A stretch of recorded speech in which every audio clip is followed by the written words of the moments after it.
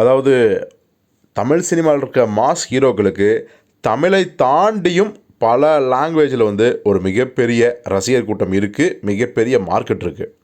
அதில் கமல் ரஜினியை தாண்டினோம்னா அடுத்த கேட்டகரியில் இருக்க ஹீரோக்களில் மிகப்பெரிய அளவில் வேறு லாங்குவேஜில் ரசிகர் கூட்டத்தை வச்சுருக்கிறது நம்ம தளபதி விஜயும் நம்ம சூர்யாவும் தான்.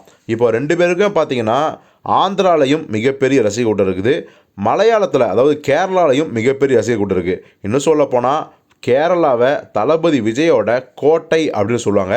ஏன்னா விஜயோட ஒவ்வொரு படம் ரிலீஸ் ஆகும்போதும் அங்கே இருக்கிற மாஸ் ஹீரோக்களான மம்முட்டி, மோகன்லால் இவங்களோட படங்களோட ரிலீஸையே தள்ளி வச்சிருவாங்க அப்படின்லாம் சொல்லுவாங்க. அது மட்டும் கிடையாது, விஜய் படத்தை ஒரு ஏரியாவில் கிட்டத்தட்ட மோகன்லால் மாதிரியான ஒரு மிகப்பெரிய மாஸ் ஹீரோவை வாங்கி ரிலீஸ் பண்ணுவார்.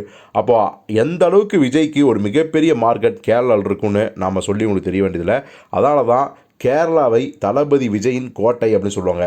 இப்போது அந்த கோட்டையில் தளபதி மட்டும் ராஜா கிடையாது, இன்னொரு ராஜா உருவாக போகிறாரோ அப்படிங்கிற மாதிரியான ஒரு நிலையை ஏற்படுத்தியிருக்கு ஒரு படம்.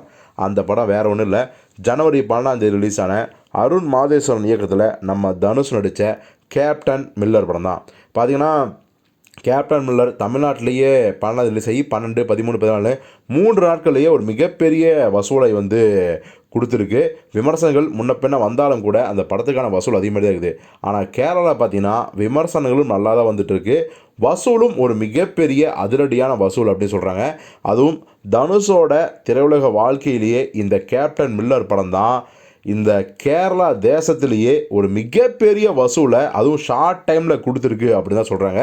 ஸோ இனி வரும் காலகட்டத்தில் தனுஷோட படங்களை நேரடியாகவே அதாவது டப்பிங் பண்ணி தமிழில் எப்போ ரிலீஸ் ஆகுதோ அப்போவே கிட்டத்தட்ட பேன் இண்டியா மாதிரி கேரளாலையும் தாராளமாக பல 100 தியேட்டர் ரிலீஸ் பண்ணலாம். அந்த அளவுக்கு ஒரு மிகப்பெரிய வரவேற்பை கேப்டன் மில்லர் பெற்றிருக்கு அப்படி தான் சொல்கிறாங்க.